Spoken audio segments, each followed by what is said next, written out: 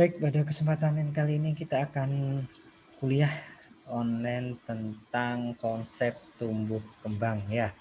Jadi di sini apa itu konsep tumbuh kembang ya. Jadi bagaimana itu katakan konsep tumbuh kembang ya, akan kita pelajari pada kesempatan kali ini ya. Ini adalah konsep tumbuh kembang part 1 ya. Jadi nanti ada 2 part dalam pembelajaran kali ini ya. Potensi nanti yang akan dicapai yaitu yang pertama adalah definisi tumbuh kembang ya. Terus ada prinsip-prinsip tumbuh kembang, ciri-ciri tumbuh kembang, teori dalam tumbuh kembang, ada tugas perkembangan dan tahap tumbuh kembang. Nanti akan kita pelajari bersama-sama ya. Oke, mungkin terkait latar belakang di sini ya. Proses tumbuh kembang dan merupakan rangkaian dari proses yang terjadi selama manusia hidup. Ya, jadi ketika manusia itu hidup, ya dari kecil sampai dengan tua, sampai dengan meninggal, nanti itu adalah proses tumbuh kembang.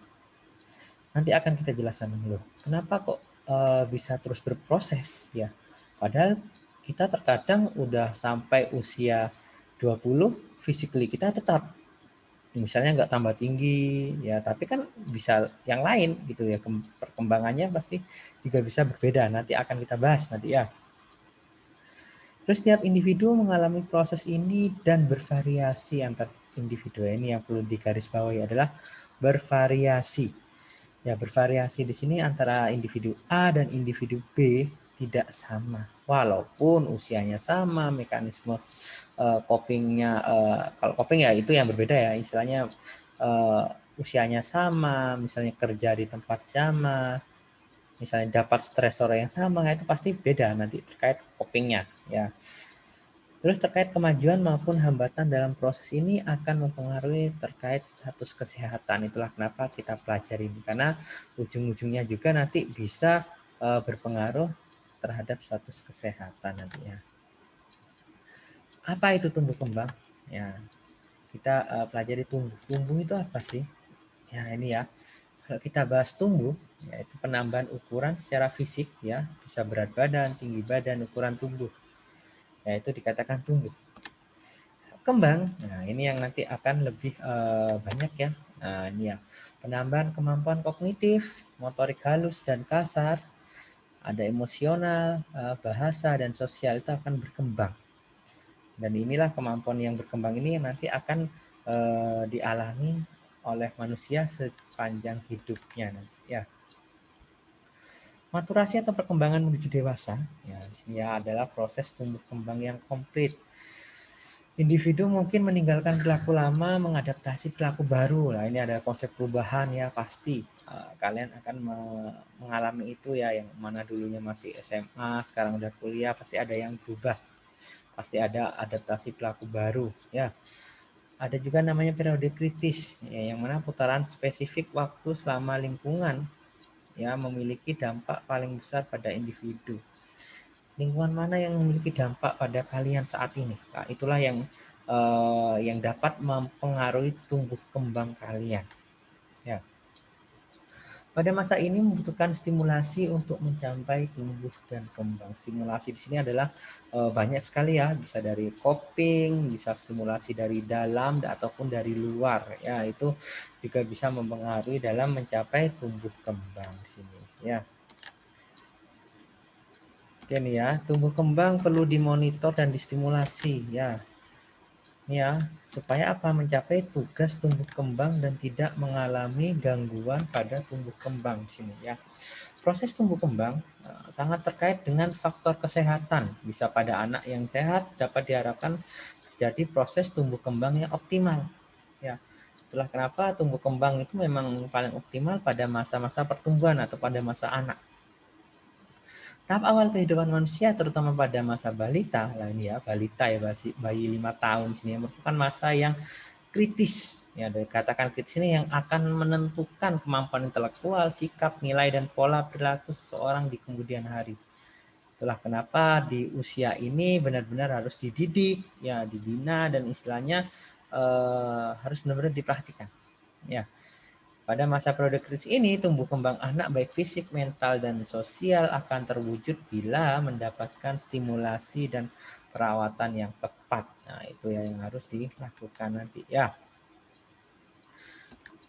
Oke, prinsip tumbuh kembang ya, ada beberapa prinsipnya, ada teratur mengikuti rangkaian tertentu, prosesnya terarah, berlangsung terus-menerus, proses kompleks ya, dapat diprediksi ya, pola konsisten, ada kronologisnya juga bisa ya, bersifat unik tiap individu ya, dan melalui proses adaptasi, tantangan bagi individu membutuhkan praktik juga, ini bisa menjadi prinsip dalam tumbuh kembang. Tumbuh kembang juga memiliki ciri-ciri ya. Ciri-cirinya apa saja ya? Pertama yaitu perubahan dalam aspek fisik dan psikis, perubahan dalam proporsi, lenyapnya tanda-tanda yang lama, dan diperoleh tanda-tanda yang baru. Ini termasuk ciri-ciri tumbuh kembang. Ada yang berubah, ya, tanda-tanda lama hilang, dan ada tanda-tanda yang baru.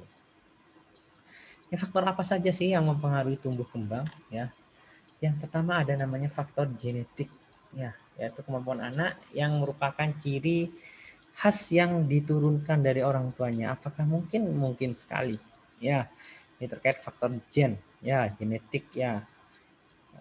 Ini kromosom nanti yang akan dipelajari di lain ini ya, lain mata kuliah ya, terkait kromosom X dan Y nanti yang membawai genetik yang mana itu sudah dijelaskan ya. Ada juga faktor lingkungan. Nah, ini juga penting sekali ya. Jadi suasana di mana anak itu berada, lingkungan yang baik akan menunjang tumbuh kembang anaknya.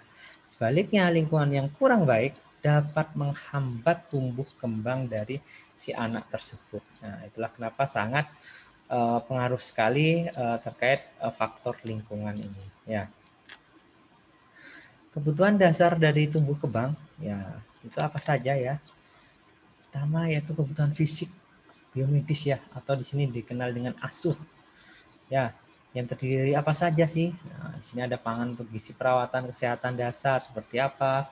Imunisasi, ya, pemberian ASI eksklusif, ya, penimbangan yang teratur, pengobatan, permukiman atau rumah yang layak, ya, kebersihan, ya, dari sanitasi lingkungannya juga, dari pakaian, ya, rekreasi, kesejahteraan jasmani, intinya sandang pangan, ya.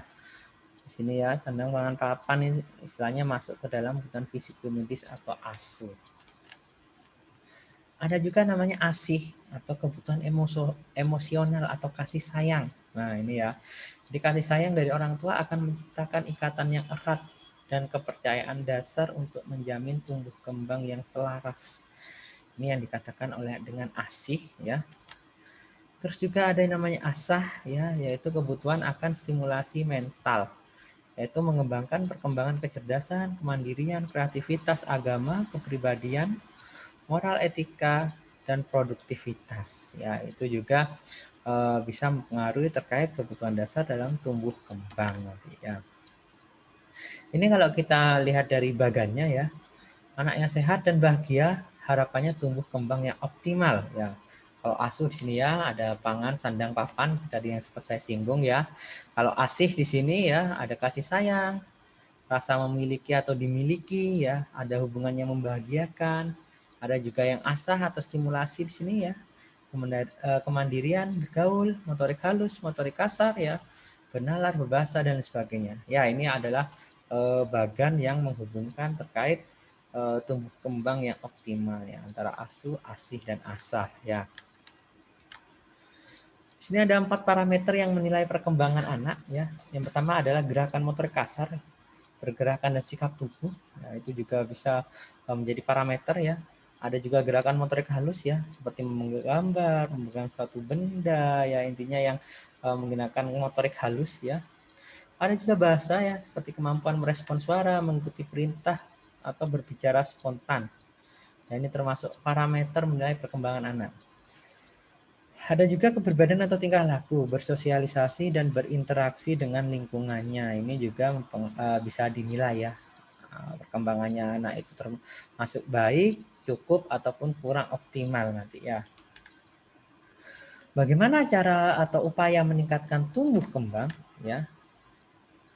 Nah, yang pertama ini ada namanya faktor pralahir ketika di sini ya masih intinya pada waktu masih di janin atau masih kecil ya. Nah, ini kan bisa mempengaruhi apa saja itu pralahir, ada yaitu penyakit pada ibu ya, ada penyakit TORS, hipertensi, penyakit jantung, ginjal, asma, DM ya, diabetes mellitus, itu juga dapat mempengaruhi terkait pola tumbuh kembang nanti pada anak ya. Ada juga gizi ibu pada waktu hamil ya, karena ini masih janin ya, jadi gizi ibu pada waktu hamil itu sangat mempengaruhi terkait tumbuh kembang anaknya tersebut ya.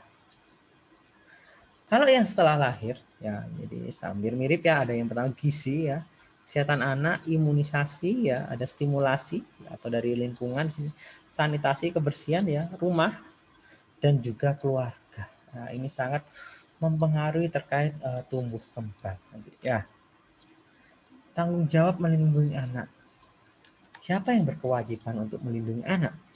Ya, tentunya orang tua adalah yang poin pertama di sini. Ya, tapi di sini ada yang lain, karena kita di sini adalah suatu sistem negara ya, yang mana di situ ada komponen-komponen penyusunnya. Ya, buktinya kita ada namanya KPAI ya, Komisi Perlindungan Anak Indonesia. Berarti itu ya juga termasuknya melindungi anak ya. Saja itu ya, yang pertama adalah orang tua di sini ya. Ibu sampai dengan balita, ada pemerintah, instansi, departemen yang dalam hal ini adalah pembuat kebijakan, kelompok atau orang ya yang ada di sekitar anak ya. Di sini ada juga politisi atau profesional ya, seperti guru, dokter, nurse, bidan, pengacara, arsitek dan lain sebagainya. Itu juga di sini yang berkewajiban melindungi anak, sehingga anak itu terjauh dari hal-hal yang tidak diinginkan seperti kekerasan pada anak ya, human trafficking ya, atau penjualan dari anak ya, yang itu lagi marak pada akhir-akhir ini ya. Ini kalau kita melihat hubungannya ya dari anak di sini di tengah ya, di sini ya. Di anak di sini di tengah, terus ada namanya keluarga ya, bapak, ibu ya, saudara di sini, atau ada pengasuh lain, kakek, nenek, paman, bibi, sepupu atau pembantu. Ya, ini adalah lingkungan terdekat dalam anak. Asisten keluarga ini juga termasuk lingkungan dekat pada anak, dan lingkungan yang lebih besarnya lagi adalah yang lebih luar, yaitu adalah masyarakat, sekolah ya, guru atau teman sebaya, kelompok seminat di sini ya, dalam arti yang misalnya PAUD dan sebagainya ya, profesi juga ada, dokter, nurse di sini ya, tangga, teman bermain dan sebagainya. Itu yang termasuk orang yang terdekat pada anak yang dapat mempengaruhi dari tumbuh kembangnya dari anak. Ini ya termasuk rentang sehat, sakit, dan tumbuh kembang ya. Nah, di sini ada namanya sehat sejahtera atau mati muda ya. Pilihannya tinggal itu ya. Di sini ya, dari embrio ya berubah jadi janin. Ini adalah yang pralahir ya. Lahir ya menjadi bayi, toddler ya, prasekolah, sekolah, remaja, hingga dilanjutkan dewasa, dewasa awal, akhir, lansia, dan bisa meninggal di sini ya. Di sini kalau sehat sejahtera terus kurvanya ke atas, kalau mati muda kurvanya ke bawah. Apa yang bisa menyebabkan hal ini terjadi? Banyak ya, banyak faktor yang bisa mempengaruhi menjadi sehat sejahtera atau malah mati muda di sini. Ya, walaupun memang namanya mati itu adalah takdir dan istilahnya itu hanya Allah atau Tuhan yang Maha Kuasa yang mengetahuinya, namun kita bisa berperilaku sehat sehingga kita tidak mati muda gara-gara perilaku kita yang kurang sehat. Itu ya. Oke, jika ada pertanyaan nanti bisa cantumkan dalam komen ya, bisa langsung komen atau bisa dicantumkan di dalam forum diskusi ya. Saya rasa cukup sekian dulu untuk materi pada kesempatan kali ini. Kita lanjutkan tumbuh kembang part 2 di minggu depan atau pekan depan. Terima kasih, saya akhiri. Assalamualaikum warahmatullahi wabarakatuh. Oke, jangan lupa nanti ini ya dipelajari materinya.